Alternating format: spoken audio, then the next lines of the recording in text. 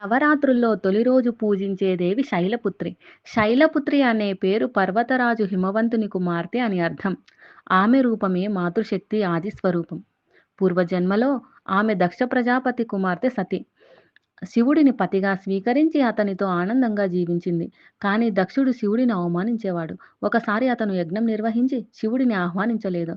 అయినప్పటికీ సతి అక్కడికి వెళ్ళింది. కానీ అక్కడ తన భర్తకు జరిగిన అవమానం తట్టుకోలేక సతి తన ప్రాణాలు త్యాగం చేసింది. తర్వాత ఆమె హిమవంతుని గృహంలో శైలపుత్రిగా జన్మించింది.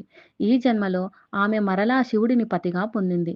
శైలపుత్రి త్రిశూలం, కమలాన్ని ధరించి వృషభంపై విహరిస్తుంది.